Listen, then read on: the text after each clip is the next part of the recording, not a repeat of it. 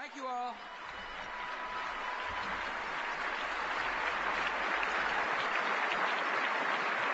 Thank you all for coming. Please be seated. Thanks for coming. Appreciate you being here. Thanks for the warm welcome. This is the second White House National Conference on Faith-Based and Community Initiatives, and I appreciate your attendance. I take this conference very seriously, and I'm glad you do as well. Last conference was in June of 2004. Some of you were probably wondering whether I'd be back for this conference, you know. For those of you who did think I was going to be back, it's just a matter of faith. I appreciate you being here. It's good to see some old faces on some young people and some new faces. I want to thank my Secretary of Commerce, Carlos Gutierrez, for introducing me. I appreciate Secretary Elaine Chao, the Department of Labor Secretary Jim Nicholson. It's a good sign when cabinet members come. It shows a commitment beyond just the president. I appreciate my friend Jim Toohey. I don't know if you know Toohey.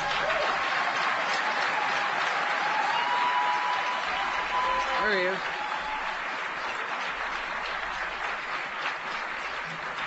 His job has been to make sure that the faith-based and community-based initiative becomes an integral part of the government, and that the White House effectively reaches out to people to assure them that if they participate in the faith-based initiative, they won't have to lose their faith. It's hard to be a faith-based program if you can't practice your faith, no matter what your faith may be. And I'm proud of the work that Toohey has done. He's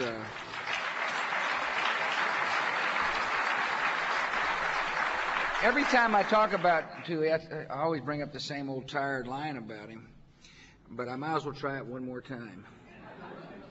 So he was Mother Teresa's lawyer. And I always wonder about a society where Mother Teresa actually needed a lawyer, you know. But they picked a good one in Toohey. I want to thank Acting Administrator Fred Scheck of the USAID.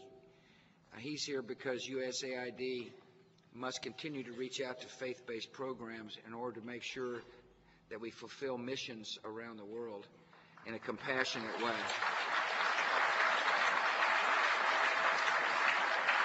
Stephen Goldsmith, who's the chairman of the Corporation for National and Community Services, with us. Steve, thanks for being here.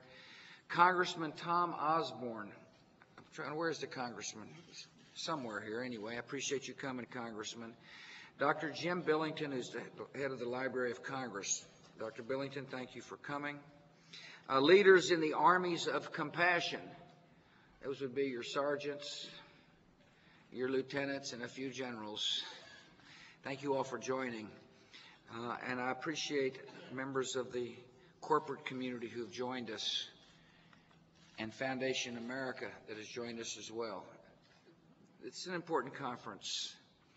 We meet at a time of great hope for the country.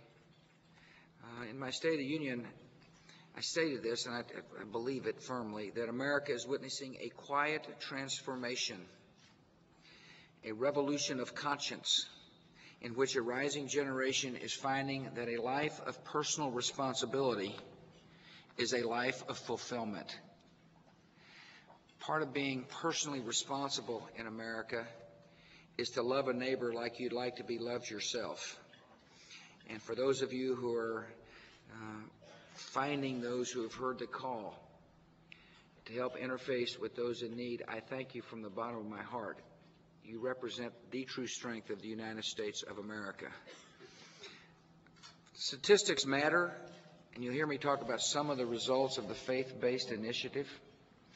It's hard to be a results-oriented society unless you actually focus on results. I'd like to share some results with you to boost my belief that there is a quiet transformation taking place. Violent crime rates have fallen to their lowest level since the 1970s.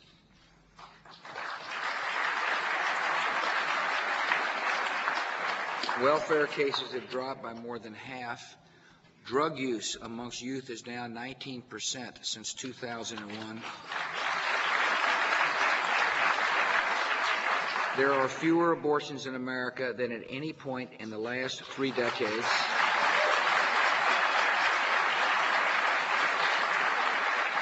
The number of children born to teenage mothers has fallen for a dozen years in a row. I attribute the success of these statistics to the fact that there are millions of our fellow citizens all working to help people who hurt, working toward a better tomorrow. There's a lot of work to be done, obviously. We still have pockets of poverty where people wonder whether or not the American experience belongs to them. We have places where there is hopelessness and despair. We've got people that are homeless. We've got addicts trapped into what appears to them, I'm certain, kind of a never-ending cycle of despondency. And answering the challenges and staying focused on helping change America one person at a time is a vital part of government, corporate America, philanthropic America, and the faith and community-based programs. It's got to be our continued focus.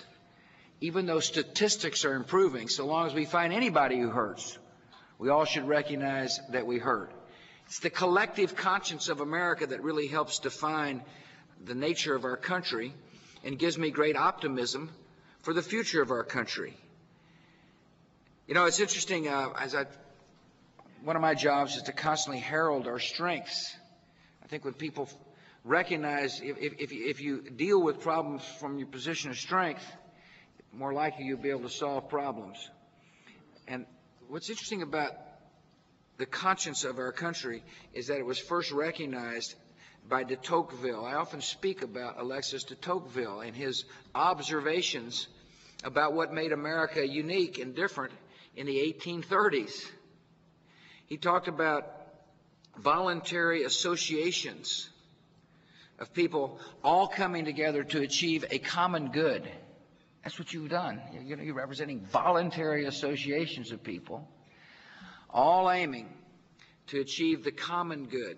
And the common good is achieved in America when we help people who hurt, when we provide mentors for people who need love, when we provide food for those who are hungry, and we provide shelter for those who need shelter. Our job is to make sure that the spirit that de Tocqueville saw is not only relevant today, but stays alive and well throughout the 21st century. There's forever going to be a need of compassionate help in our society. And for those of you who are on the front lines of social entrepreneurship, thank you for setting such a good example. Part of this conference is to make sure that you receive encouragement. The other part is to make sure you've got the tools necessary to succeed. And part of the tools necessary to succeed is to help philanthropic America understand it's okay to support faith-based institutions.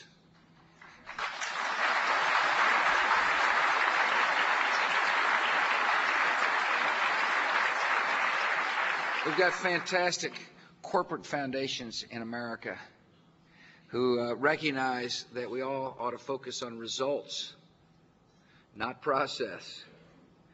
But the question government and private philanthropy ought to ask is, does the program get the results that we all want? As opposed to, what is the nature of the people trying to get results? When you focus on results, all of a sudden it becomes crystal clear how best to spend resource dollars to achieve certain objectives. And today I met with some folks earlier that talked about their foundations and how their foundations recognize the importance of achieving results, funding results-oriented programs, regardless of whether or not they're faith-based or not. And for those of you who have set the example, I want to thank you very much. But the truth of the matter is that a recent survey of our Office of Faith-Based and Community Initiatives, headed by TUI, of 20 large corporate foundations, found that only about 6% of their grants went to faith-based groups. I believe the results are better than that. I am confident that the faith community is achieving unbelievable successes throughout our country.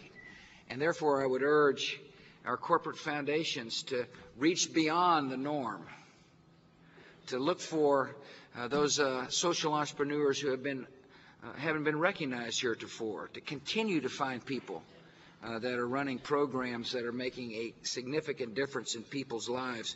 When we studied 50 large foundations, we found that 1 in 5 prohibited faith organizations from receiving funding for social service programs. In other words, there's a prohibition against funding faith programs from certain foundations in the country. I would hope they would revisit their charters. I would hope they take a look at achieving social objectives, make the priority the achievement of certain social objectives before they would make the decision to exclude some who are achieving incredible progress on behalf of our country.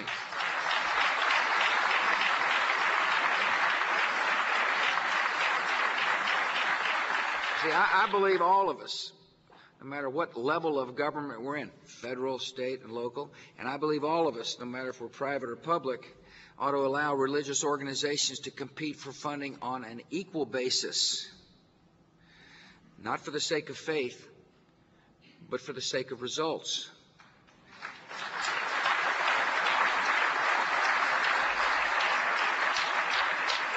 The tax code can be, can encourage contributions. We had an interesting discussion from a person earlier that said that, the level of giving in America is substantial, but it can be more.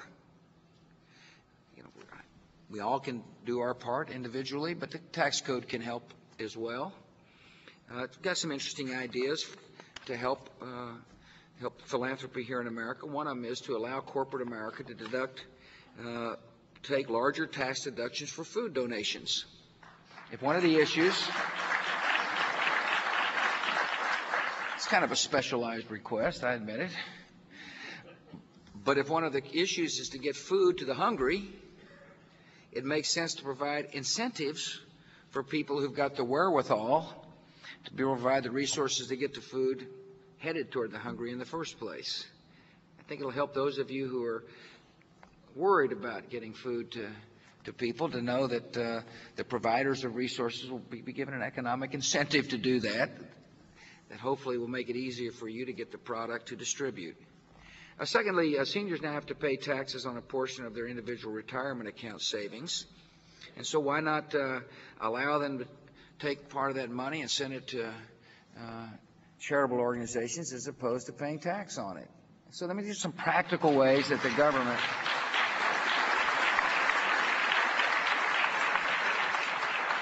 I hope the Senate and House takes these initiatives seriously so that they recognize the tax code has got an important part of helping make sure that there's more than just talk behind the faith-based and community-based initiative. Government's got a role to play. As you know, this has been quite a controversial subject here in the United States Congress. We believe in separation of church and state. The church shouldn't be the state, and the state shouldn't be the church. No question, that's a vital part of the country, and that's a vital part of our heritage, and we intend to keep it that way. But when it comes to social service funding, the use of taxpayers' money, I think we're able to meet the admonition of separation of church and state, and at the same time recognize that faith programs provide an important model of success. They help us achieve certain objectives in our country.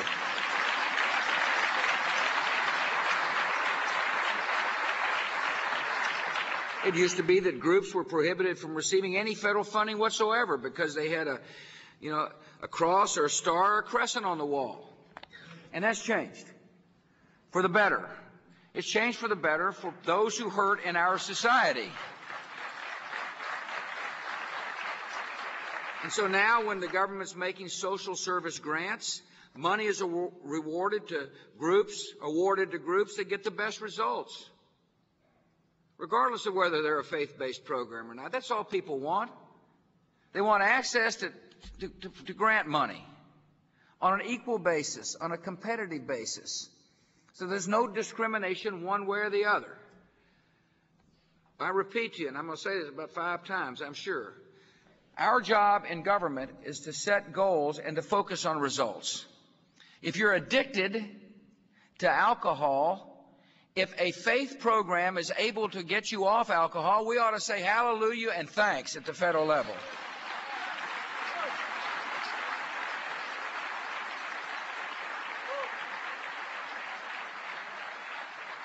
One of the things I asked old Jim Toohey to do was to let me know if we're making any progress. You know, a lot of people around the country say politicians are good at talking, but sometimes they, don't really follow through. It's kind of like the checks in the mail. So I said, why don't you give us a scorecard? And I want to share with you some of the results that has taken place over the last year. The federal government awarded more than $2.1 billion in competitive social service grants to faith-based organizations last year. That's an increase of 7% over the previous year, and that is 11% of all federal competitive social service grants. We're making progress about creating a level playing field for people to be comfortable in, 1, applying for grants, and 2, when receiving a grant, and then actually getting the money out the door to social service organizations. For example, $780 million in grants was distributed through the Department of Health and Human Services. USAID gave $591 million worth of grants. These are the faith-based organizations. $521 million through HUD.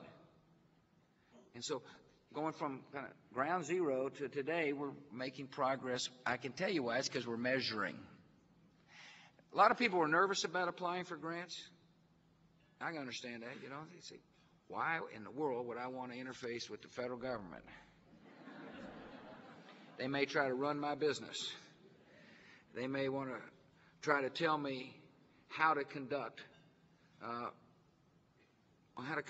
how to run my program. We've done a good job, I think, through these different faith-based offices and throughout our government of assuring people in the government, don't tell people how to run their business. Accept the way they are and focus on results. And part of the reason we have these conventions and these outreaches, regional outreaches, is to assure people that the role of the government is to fund, not to micromanage how you run your programs. I repeat to you, you can't be a faith-based program if you don't practice your faith.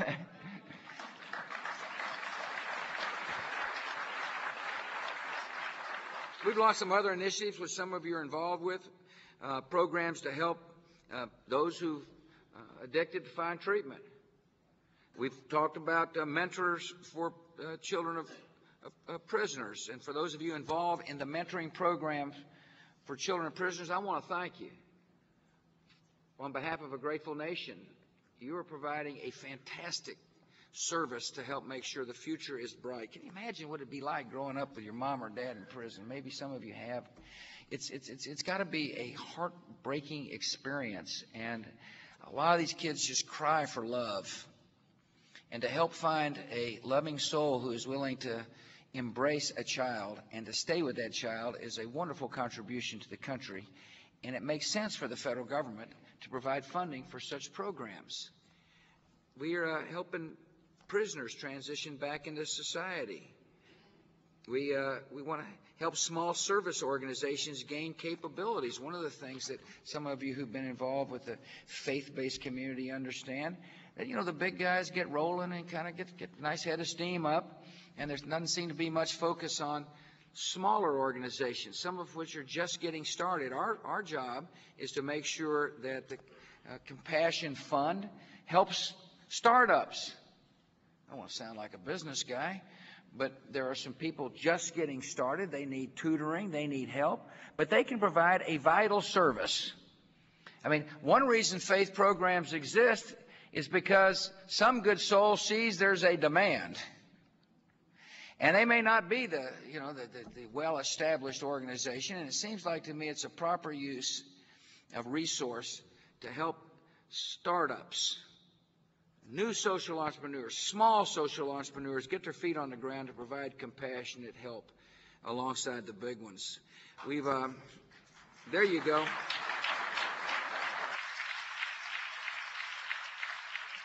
So there's targeted programs as well as social service competitive grant money.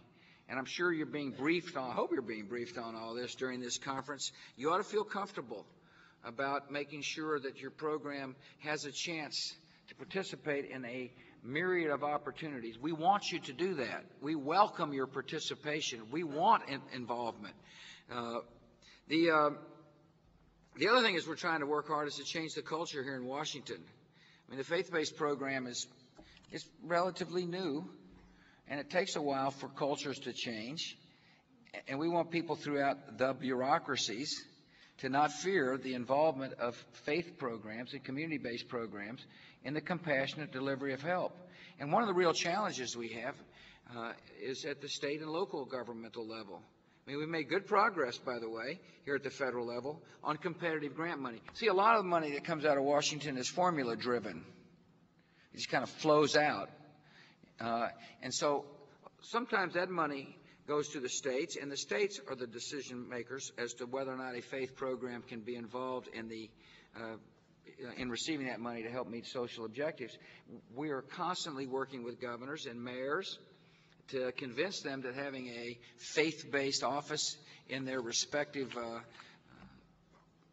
centers of responsibility will really help improve their state as well as their cities. And there's progress being made there. I think there's something like 30 governors have now got faith-based offices, and over 100 mayors have got faith-based offices. And to the extent that you can influence your mayor or your governor, convince them to open up an office and make sure that some of the federal money that flows to the states is open for competitive bidding for faith-based programs.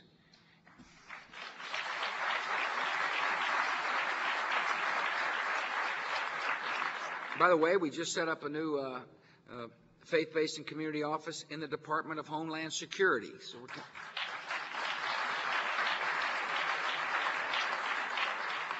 last month, I signed a bill extending what's called charitable choice. It's the mechanism by which these programs can go forward. And it's one of the most important things about the legislation I signed. It allows faith-based groups to receive federal funding without changing their hiring practices.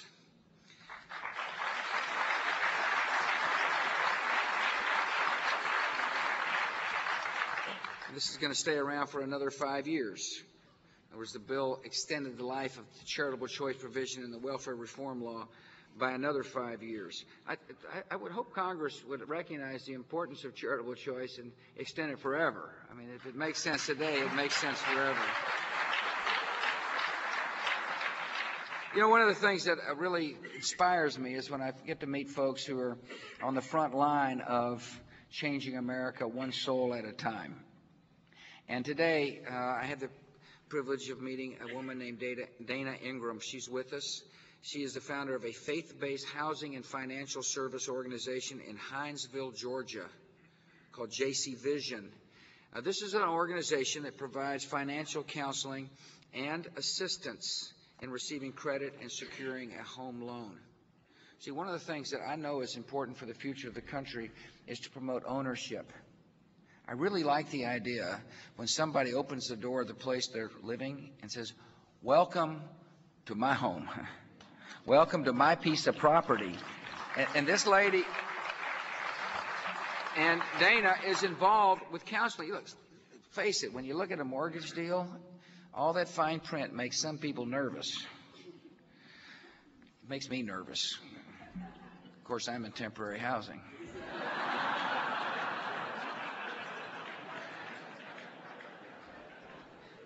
When she first, a few years ago, her program served 500 people on a budget of less than $100,000. She applied for federal funding. She said, "Yes, I'm a faith-based program, but I do believe that we can benefit from competitive grant money." And so she applied, and she was awarded a grant. Her budget is now $400,000. Now she's serving 10,000 people. The idea is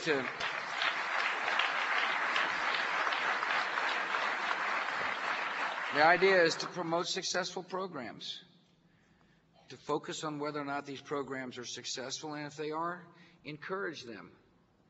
One way to encourage somebody is to have a little grant money available on a competitive basis. Nothing more encouraging than to get some grant money.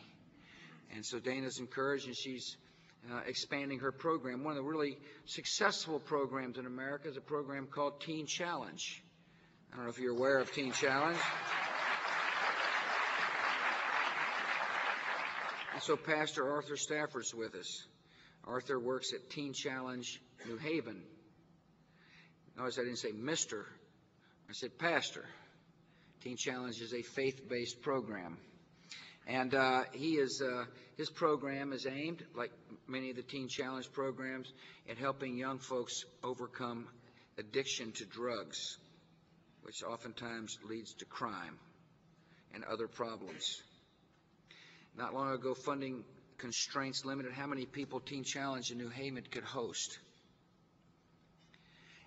And Arthur and his buddies spent a lot of time raising money for the program. For those of you who are on limited budgets, who have got grand ambitions to save lives, you know how much time you can spend away from the task at hand toward finding money to sustain your programs. And so Arthur and Teen Challenge competed for and earned a federal grant through the Access to Recovery Drug Treatment Program. For those of you involved in drug treatment, the Access to Recovery Drug Treatment Program provides a good source of money for you. I recommend you applying for grants from that program. And so what Arthur has said is that when he got the money, it's been a blessing to our ministry. I find that interesting, don't you? It's been a blessing to our ministry. We're not worried about how to raise money all the time. We can focus on transforming lives. And so today, Matt Enriquez is with us. So Matt, he comes in to meet the president, you know. I said, how you doing, Matt? He didn't speak. He looked a little nervous. Matt was addicted to drugs. He had spent time because of robbery. He was lost. And then he was found by people at Teen Challenge. He is now going to college. Where are you, Matt? There he is. Where's Arthur? Pastor. Pastor, stand up. Yeah, there you go. Get your pastor, Matt. There he is.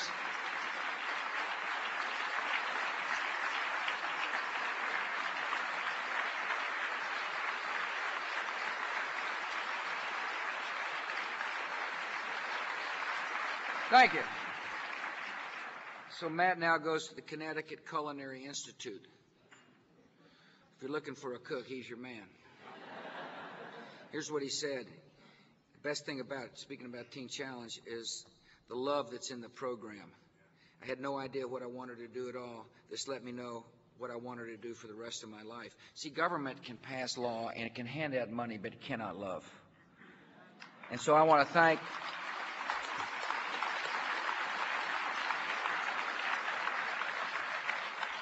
I appreciate the examples.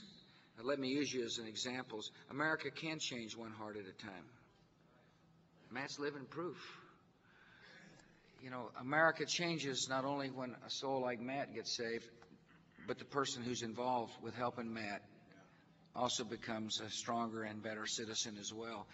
And now Matt goes on. See, Matt himself serves as a way to help change life. Maybe, Matt, maybe somebody's listening here. You know, I don't know if this deal's on C-SPAN or not.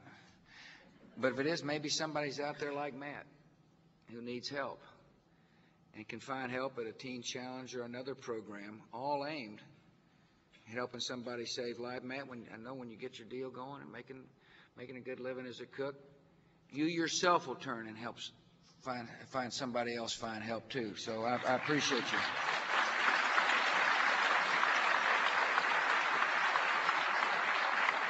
Our job is, for the next 3 years, is to continue to work with Congress to make sure that money is opened up to faith-based programs. Competitive grant money should not be earmarked. It should be open for competitive-based grants so that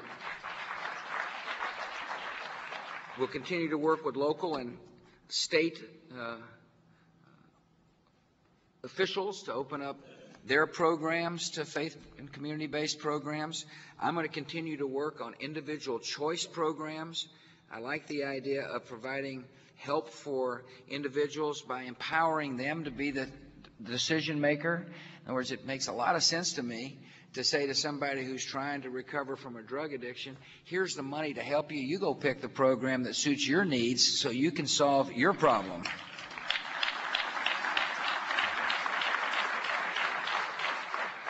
And so we got a lot of work to do to continue to encourage you to do the work you're doing.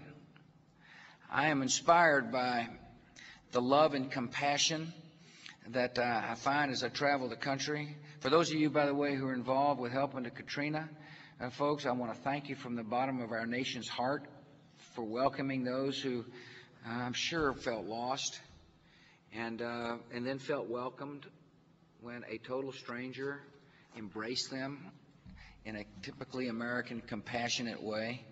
I assure you that as long as I'm the president, I will always recognize where the strength of this country lies, the true strength, and that's in the hearts and souls of our fellow citizens. My hope is that the vision that de Tocqueville saw in 1830 is a vision that some observer will find still strong in America in the year 2030 and 2060 and beyond. Because so long as America is able to unleash the compassion of our country, we'll be able to bring hope into dark corners of our country, places where there is no light, places where there's despair, places where people can realize their potential if given a chance. And so I want to, for those of you who are a part of giving people a chance, for those of you who heard the universal call, I thank you for your work and ask for God's blessings on your lives and on your work. Thanks for coming. God bless.